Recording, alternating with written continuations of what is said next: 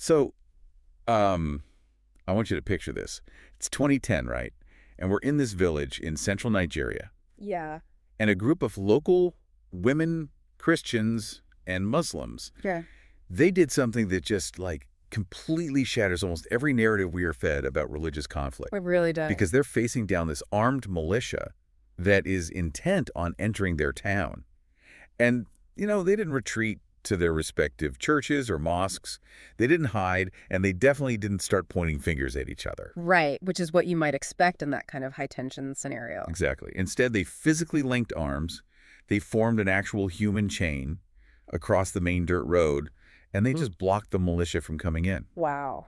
Just bodies on the line. Literally. And the thing is, they did not share a theology, right? They didn't even pray in the same language. Right. But they completely shared this absolute refusal to let their children die in what was essentially a manufactured war. Yeah, it's such a powerful image. It is.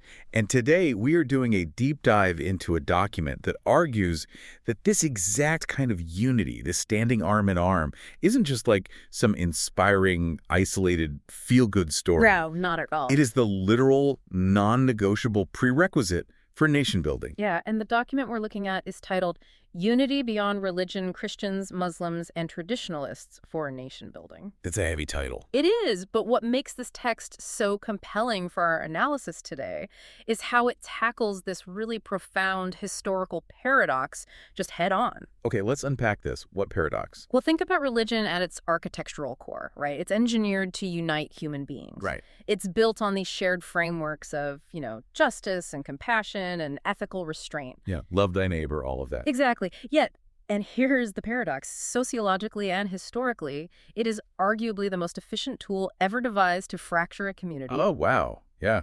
I mean, you can't really argue with the history there. No, you can't. And to you, the listener, whether you're, just trying to make sense of the geopolitical dynamics on the evening news, or maybe you're watching sectarian divides fracture your own local city council or your school board. Oh, yeah. We see that all the time now. Right. This deep dive is really about deconstructing that exact paradox. Because we're looking at a text that doesn't just, diagnose the cost of this division. I mean, it does do that, but it goes further. Much further. It provides this highly specific, text-based structural blueprint for how societies can actually override those fractures. Yeah, it asks us to look at the reality of our divisions without flinching. Just stare right at it. And then it demands that we actually do something about it. Exactly. And the author opens this manifesto with a very raw, direct plea. They address the reader directly as my brother, my sister. Which immediately sets a tone. Right? It's not academic. Right. It's deeply personal. But it quickly moves from that sentiment into this brutal accounting of the sheer scale of the tragedy. Like the actual tangible costs. Yes. It asks us to calculate the lives lost, the generational opportunities squandered, entire economic hubs that have just been reduced to ash because of religious strife. It's devastating when you zoom out like that. And it's very deliberate in noting that this is a global phenomenon. It's not just isolated to one region. It calls out specific fault lines across Africa, Asia, the Middle East, and the West. Because it establishes this core premise right out of the gate, which is if communities cannot unite across these faith lines, they fundamentally cannot build a functioning nation. It just can't. The structure won't hold. The author actually goes so far as to claim that without this unity, our collective prayers are, quote, empty. Empty, yes. Which, I mean, that is a massive theological claim to make. And a sociological one. Right. It's essentially arguing that, devotion in a vacuum, if it's unaccompanied by the socioeconomic elevation of your neighbor, is functionally hollow. It means nothing. Right. But to understand how to reverse this, the text insists we have to look at the actual mechanics of the division first. We have to look at the invoice it hands to a society, so to speak. Yes, the invoice. Yeah. I like that. We need to look at the economics and, honestly, the neuroscience of a fractured society. Because the text breaks down these conflicts. So you have Christians against Muslims, Muslims against traditionalists. And even internal stuff, right? Oh, absolutely. The internal denominational infighting is huge. People of the exact same broad tradition waging war over, minor doctrinal nuances. But the underlying observation the author makes to counter all of this is grounded in just stark biological reality. Yeah, the physical reality. Right. Before any theological label is even applied, We share the exact same physical vulnerabilities. And the quote that stood out to me in the source captures that perfectly. The author writes, "We serve the same creator, we breathe the same air, we suffer the same poverty, we cry the same tears when our children are hungry." It's so visceral. It really is. It just strips the conversation out of the heavens and drags it right down to the dirt. Yeah. It focuses entirely on the physiological reality of resource scarcity. And that framing completely forces a reevaluation of the conflict, doesn't it? Completely. The text shifts the lens from a debate over, divine nature or orthodoxy to the shared inescapable reality of human suffering. Right, because a mother's grief over a starving child is biologically identical, regardless of what sacred text is sitting on her bedside table. And exactly. By anchoring the argument in shared poverty and shared tears, the author exposes the absolute absurdity of allowing these theological differences to supersede our biological and economic survival. Okay, so that actually makes me think of a torrential downpour. Okay, a downpour, go on. Yeah, so imagine this massive, unyielding rainstorm, and there's a huge crowd of people standing out in it. Getting soaked, presumably. Getting absolutely drenched. And the religious labels we cling to, in this scenario, they're like different colored umbrellas, No, right? I see where you're going with this. So one group has blue umbrellas, another has green, another has red, and they are spending all their energy standing in this rain, screaming at each other over whose umbrella is the correct color. Right, whose was manufactured by the original umbrella maker. Exactly. Who has the heretical umbrella. Meanwhile, The umbrellas are all completely riddled with holes because the storm itself is systemic poverty. It's a lack of infrastructure. It's political corruption. so everyone is getting soaked anyway. Everyone. The umbrellas might look different from a distance, but underneath, every single person is shivering from the exact same cold. That is a perfect analogy because the storm does not care about the color of the umbrella. Not at all. Poverty does not discriminate based on your denomination. And the economic cost of this division, which the text highlights next, is staggering. Yeah, the text literally says division is expensive. Very expensive. But we have to define what that expense looks like in, actual macroeconomics. Right. We aren't just talking about the cost of rebuilding a burned down place of worship, as terrible as that is. Right. It goes way deeper than the physical damage. We are talking about the destruction of accumulated social capital. Because the text explicitly mentions workplaces where bias just destroys teamwork, or neighborhoods where suspicion replaces commerce. Exactly.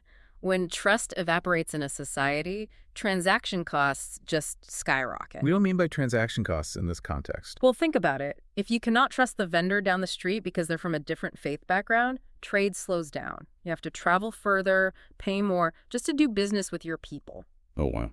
Yeah. Or if you're a company and you cannot hire the best engineer in the city because they belong to the wrong denomination, innovation in your company stalls. So division literally causes a massive brain drain. Massive. It redirects capital away from development like building roads and schools and hospitals and funnels all that money into security, policing, and just endless cycles of conflict resolution. It's like a generational tax. That is exactly what it is. A generational tax that divided societies pay, which basically ensures they remain perpetually underdeveloped. Which brings us to a really critical pivot in the text, because the author states unequivocally that this state of affairs, this endless fighting, is not a divine mandate. No, it's not from God. The text explicitly says division is man's manipulation. It points the finger directly at political elites. Yes, the politicians who use religious identity to control populations and exploit voters during elections. It's demystifying sectarian violence. Completely. It strips away the illusion that these conflicts are, holy wars ordained by the heavens, and it reframes them as what they actually are: calculated political strategies deployed by mortals who just want to consolidate power.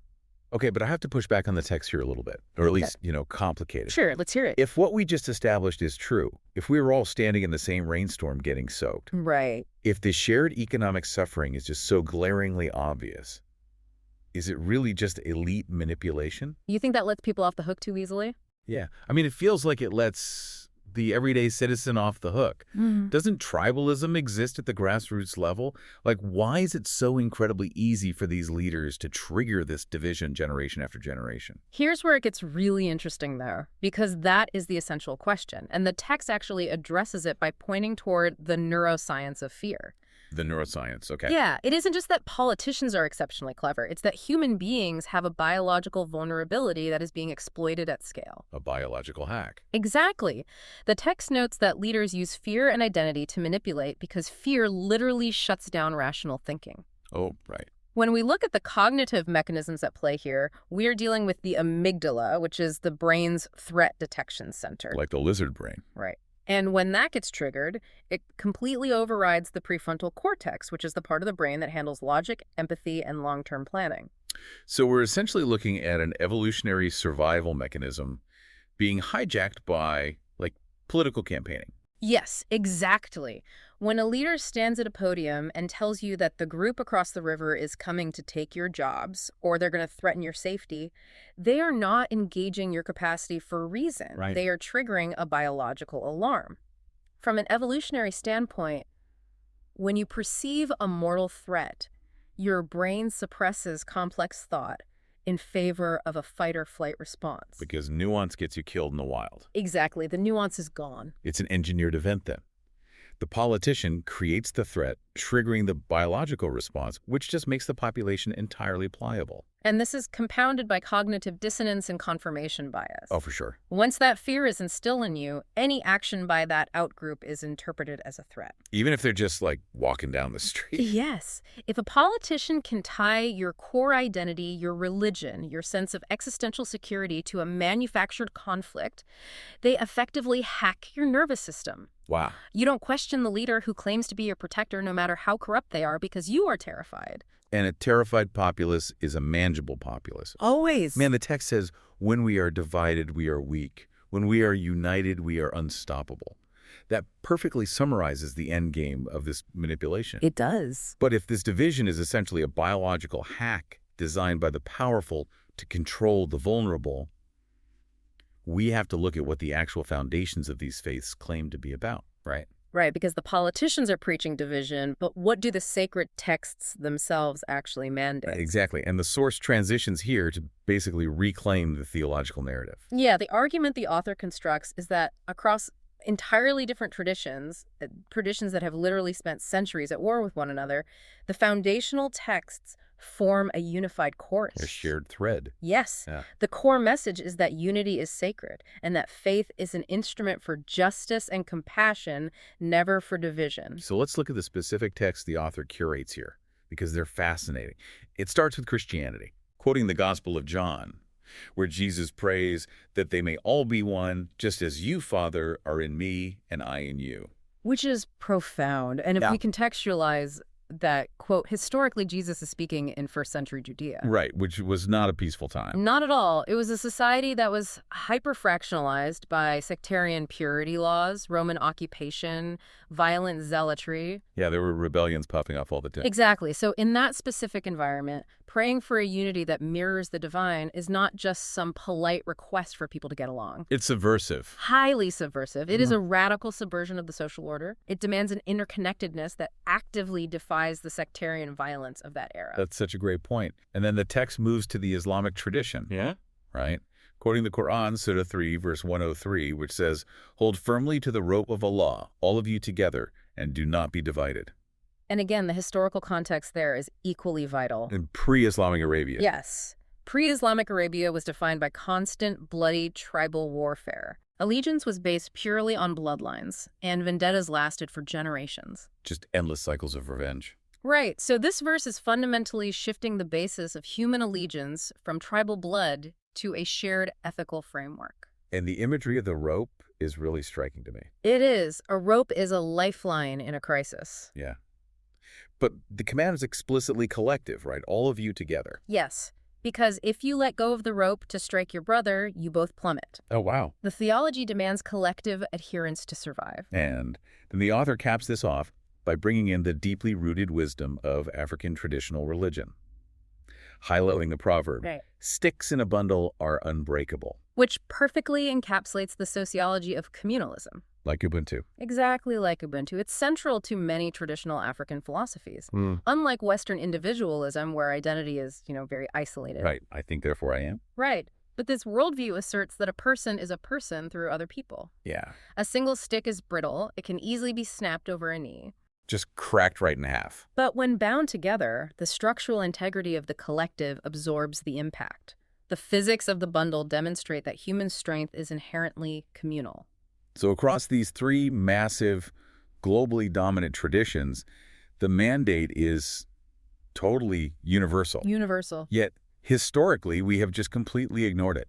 We have. It's like okay, imagine we are a team of architects standing inside a burning house. Okay, another analogy. I love it. Yeah, so we're in this house. It's on fire. Yeah. We all have different blueprints drawn up by different master builders centuries ago. Right. And instead of grabbing buckets of water to fight the fire, we are standing in the smoke-filled living room, screaming at each other over the font size used on page 4 of our respective blueprints. While the ceiling is literally collapsing. Exactly. We are so obsessed with proving our blueprint is the orthodox one, the true one, that we are letting the actual structure burn to the ground. That is so spot on, because the author of our source text is explicitly demanding that we drop the blueprints and grab the buckets. The text asks us to imagine Christians, Muslims, and traditionalists joining hands, not to, sit in a circle and debate doctrinal intricacies or argue about who prays correctly. Which never solves anything anyway. Right. But joining hands to fight corruption and build schools, hospitals, and industries. Because the text states that is true faith. Faith that unites. Faith that builds. Which is a massive paradigm shift. It really is. It redefines the metric of orthodoxy entirely. For centuries, religious institutions have defined true faith by doctrinal purity. Right, adhering to a very specific set of beliefs. And aggressively defending them against heresy. But the author is dismantling that framework. True faith, according to this manifesto, is measured entirely by its constructive output in the material world. The tangible output. Yes. If your theology leads you to burn down your neighbor's market stall, your faith is false, regardless of how often you pray. Wow. But if your faith leads you to build a clinic that treats anyone who walks through the door, your faith is true. Faith that unites is faith that builds. I mean, it's incredibly compelling philosophy. It is. But, this is where the rubber meets the road, right? And where our source material gets highly practical. Yeah. Because understanding this theological call is one thing. Sure. But actually executing it in a society where historical grievances run deep, where, like, my grandfather fought your grandfather. Right, the trauma is inherited. Exactly. Where systemic inequality is baked into our actual city's zoning laws. That is incredibly difficult. You can't just, read a proverb and erase a century of mistrust. No, you can't. And the author understands that friction, which is why the text moves from philosophical mandates into a very concrete toolkit. Right, the 5 pathways. Yes, it outlines 5 actionable steps for living out this unity today. And these are not abstract concepts for theologians to debate in a library. Right. They are behavioral modifications for the everyday citizen. So let's explore how these translate into reality. Because the first step the text outlines involves a really fundamental cognitive shift. Seeing the human before the label. Right. The quote is, "Your neighbor is not first a Christian, Muslim, or traditionalist. They are first a human being created by God, carrying dignity." Which sounds simple, but it's not. Not at all. Because, going back to what we talked about earlier with the amygdala, how do we actively train our brains to bypass the label when our entire media ecosystem, our political environment, is basically conditioning us to see that label first? It requires an enormous amount of cognitive discipline. You have to actively override your implicit bias. Right, because we're pattern-seeking creatures. Exactly. And society provides us with highly prejudiced patterns. So to see the human first, you have to literally force your logical brain, your prefrontal cortex, to intervene when your amygdala reacts to a symbol or a piece of clothing associated with the outgroup. So it's essentially an internal silent rehearsal of empathy. Yes, that's a great way to put it. When you feel that conditioned spike of suspicion, you have to actively pause. You have to reframe the individual. Like, consciously remind yourself. Right. You have to consciously attribute to them the exact same complex internal life that you possess. That they worry about their rent. Yes. That they love their children. That they feel anxiety about the future just like you do. Exactly. By intentionally attributing shared human dignity to them, you slowly rewire your own neural pathways. You decrease that automatic fear response through deliberate cognitive intervention. Which is the necessary internal prerequisite for the next step, right? Because step 2 moves into physical action. Yes, collaborating on common goals. The text suggests that churches, mosques, and traditional councils partner on projects that matter to everyone. Clean water, education, healthcare. And this really points to the brilliance of shared infrastructure as a mechanism for peace building. Shared infrastructure. Okay, tell me more about that. Well, think about the structural friction of trying to build unity in a deeply segregated city. If you just invite people to, like, a dialogue circle or a town hall. It usually devolves into a shouting match. Right, or the impact is just superficial. Everyone nods and then goes back to their segregated lives. But if a church and a mosque pool their resources to dig a deep water well in a neighborhood that lacks plumbing, something profound shifts. Because the water doesn't ask for a statement of faith before it quenches your thirst. Exactly.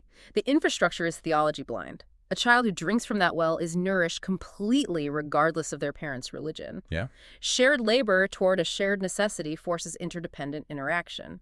It builds trust not through theoretical conversations, but through literal sweat equity. I love that. Sweat equity. Because when you rely on someone of a different faith to hold the ladder while you fix the roof of the local school, the prejudice begins to dissolve under the weight of practical necessity. Right. You can't hate the guy holding the ladder keeping you from falling. Exactly. And the resulting infrastructure stands as this permanent physical monument to the fact that you literally need each other to survive. But this kind of collaboration is incredibly threatening to the people who profit from division. Which brings us to the next imperative from the text. Rejecting manipulation. Right. So what does this all mean for us day to day? The author advises the reader to never allow politicians to divide them along religious lines. And to always ask the ultimate filter question, who benefits from this division? Who benefits? That is such a crucial question. It is an exercise in political economy. The text is empowering the listener to become highly analytical about political rhetoric. Right. When a leader claims that an opposing religious group is an existential threat that must be driven out, the citizen must analyze the power dynamics at play. Does hating your neighbor lower the price of grain? No. Does it fix the power grid? Definitely not. The people throwing rocks in the street do not benefit economically at all. The only person who benefits is the leader who has successfully diverted public anger away from their own corruption. Or their own incompetence or failed policies. Exactly. Yeah. And directed it toward a convenient scapegoat. Recognizing when your deeply held faith is being weaponized against your own economic interests requires robust critical thinking. It is intellectual armor against demagoguery. Perfect way to describe it. And once you see the misdirection, you can't unsee it. Never. Which brings us to the antidote to that manufactured fear. The next step, the text outlines. Celebrating diversity and building familiarity. Great. The author instructs us to attend one another's celebrations, learn traditions, and build friendships. The concluding thought on this point is just brilliant. Fear fades when familiarity grows. In sociology, this echoes what we call the contact hypothesis. Okay, what's that? But with a crucial caveat, superficial contact isn't enough. Just passing someone on the street doesn't cure prejudice. Right, you can still hold all your stereotypes if you just walk by someone. Exactly. It requires meaningful, equal status interaction, because ignorance is the breeding ground for fear. When you have no lived experience with a group of people, your brain eagerly accepts the worst-case scenarios peddled by those manipulative leaders. It's like, okay, think about standing at the threshold of a completely dark, unfamiliar room. Okay. Your imagination just populates the shadows with monsters. Every creak of the floorboard sounds like a threat. Because you can't see what's there. Right. But the moment someone flicks on the light switch, the terror just vanishes. The room hasn't changed. The furniture is exactly where it was before, but you can finally see it clearly. Familiarity is the light switch. Yes. When you accept the invitation to the iftar dinner, or when you attend the Christmas service, or you observe the traditional naming ceremony with genuine respect, the other ceases to be a menacing shadow. Because you witness the humanity in the room. You witness the reverence, the hospitality, the deep humanity of the space. You turn on the light and the manufactured monsters disappear. And once you've turned on that light, the text insists you have a duty to ensure the next generation never sits in the dark. Which brings us to the final practical step. Right, teaching the youth. The source says, raise children to value integrity, not labels. Teach them that a good heart is more important than a religious badge. This directly addresses the generational transmission of trauma and prejudice. Because kids aren't born hating people. No, hate is not innate. It is a learned behavior. It is passed down through the hushed whispers of parents, the segregated playgroups. The casual disparagement of the other right at the dinner table. Yes. We pass down our prejudices as if they were family heirlooms. Wow. We bequeath our animosities to our kids. And this text demands that we sever that inheritance. We must actively teach children that moral character and civic integrity are the true metrics of a person's worth, not the religious symbol they happen to wear. Because if we don't, If a society fails at this step, every other pathway has to be painstakingly rebuilt from scratch every 20 years, as the new generation inherits all the old wars. Now, I want to pause here for a second because whenever the topic of interfaith unity arises, Yeah. there is a very real, very deep friction for Orthodox believers. Oh, absolutely. The fear is that unity is just like a polite synonym for syncretism. Right.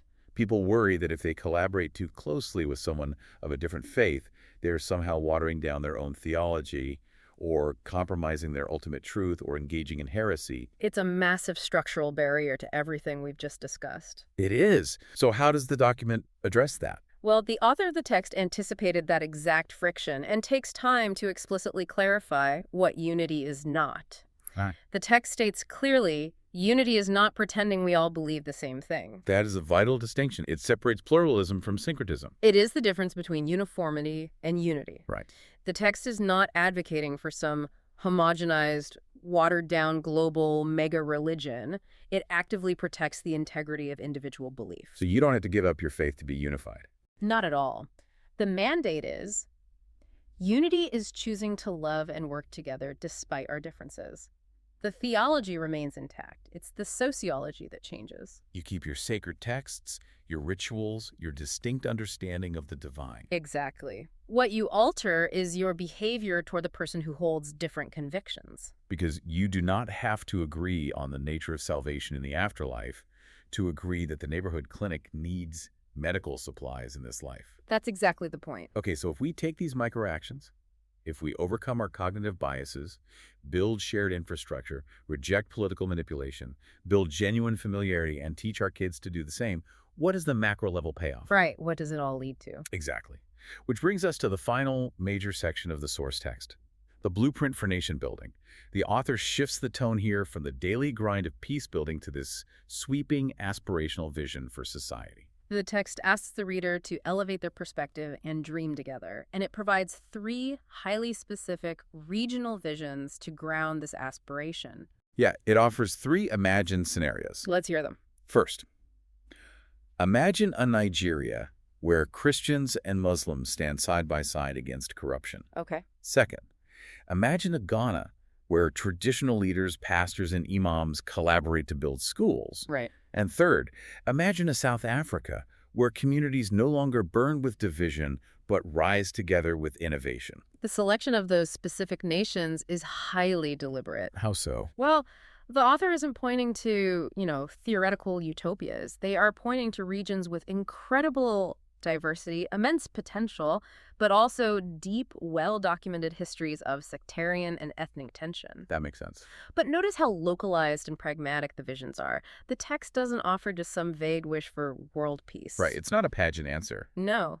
In Nigeria, the unifying objective is specifically dismantling the kleptocracy and corruption that thrives on divided populations. Because divided people are easier to steal from. Exactly. In Ghana, it is the tangible construction of educational infrastructure. And in South Africa, it involves overcoming the legacies of apartheid and the more recent xenophobic fractures to foster actual economic innovation. The text applies the theology of faith that builds directly to very specific national pain points. It forces the reader to identify the real enemy. The source states it plainly. Quote, "The enemies of progress are not in churches or mosques. They are in corruption, greed, poverty, and injustice." Because we have spent decades aiming our artillery at our neighbors while the actual adversaries just pillage the society unopposed. It's so true. We have been consumed by horizontal hostility. Right, fighting the people right next to us. Exactly. Well, the vertical threats like systemic poverty and elite corruption are just crushing us both from above. It's a tragic misdirection of energy. Think of it like this. Imagine 2 passengers on a commercial airliner, right, sitting in row 12. Okay. And they get into this massive violent brawl over who has the right to the armrest. A classic airplane dispute. Right. They're throwing punches, completely consumed by this territorial dispute over 2 inches of plastic. But what they are completely ignoring is that the plane has lost both engines and is currently in a vertical dive.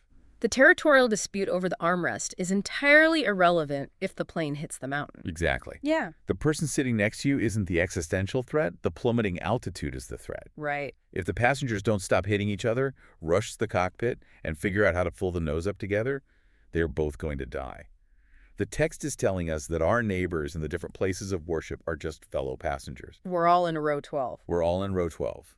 The plummeting altitude, the corruption, the greed, the poverty, that is the actual crisis. And the only way to pull the nose of the plane up is collective action. Which brings us to the ultimate, really uncompromising equation presented at the close of the source material. The ultimatum. Yes. It is a stark ultimatum. A divided Africa will remain poor no matter how many prayers we say, but a united Africa will rise. No matter how many prayers we say. That connects perfectly back to the opening warning we discussed about empty prayers. It does. It is a profound theological critique of passive piety. Passive piety. I like that phrase. It asserts that the divine is not some cosmic vending machine where a society can just insert prayers and extract prosperity, while simultaneously harboring hatred and violence toward its own citizens. It doesn't work that way. No. Prayer without unified ethical action yields nothing but continued poverty. Which is a harsh truth for deeply religious societies to swallow. It is very harsh. But the spiritual exercise of faith must be inextricably linked to the physical exercise of civic unity. Progress requires action, and action requires unity. Because without it, the poverty just remains entirely indifferent to the fervor of the belief. Exactly. It completely shatters the illusion that a society can just pray its way out of a crisis that it is actively perpetuating through its own bigotry. It places the ultimate responsibility for survival squarely on the shoulders of the citizens. So, to synthesize the core philosophy we've spent this time analyzing today, the source leaves us with a definitive closing thesis. Unity does not mean we must agree on everything. It means we must love despite differences, respect despite disagreements, and build despite diversity. It frames unity not as a luxury or some progressive ideal, but as the absolute, non-negotiable prerequisite for survival. The text concludes, if we unite, nothing can stop us. But if we remain divided, nothing can save us. And you know, the author doesn't let the reader walk away with just a philosophical high. No, there's homework. There is homework. The text ends with an immediate call to action, and I think it's vital we pose these challenges directly to you, the listener, for the week ahead. Let's do it. Given everything we've discussed about the friction and the difficulty of this work, the text asks, can you greet your neighbor of another faith? Just a simple greeting. Can you actively seek out a collaboration with someone different from you on a project that improves your shared space? Right. And crucially, can you maintain the critical thinking required to actively reject the language of division the very next time a political leader tries to use it to secure your loyalty? Those are very tangible steps. I mean, they require overcoming internal biases and massive external structural barriers, but they are actionable. They are. Before we sign off, I want to leave you with one final provocative thought to explore on your own, kind of building on our analysis of political manipulation. Okay. Because we discussed extensively how to ask who benefits when elites try to divide us. We know they use fear. Right. But the deeper, far more uncomfortable question we have to ask ourselves in the quiet moments is this. What insecurities within ourselves make us so willing to accept those divisive labels in the first place? Oh, that's a tough question. Why is our own internal foundation sometimes so fragile that we are eager to believe the worst about our neighbor, just to feel secure in our own group identity? If familiarity is the light switch that cures fear, what is one unfamiliar space, a community center, a different neighborhood, a place of worship that you can step into tomorrow to flip that switch and start the hard work of turning an enemy back into a neighbor? That's the real work right there. It is. The diagnostic landscape of our society is complex, and the fractures run incredibly deep. But the blueprint for rebuilding is in our hands. Until next time, keep diving deep.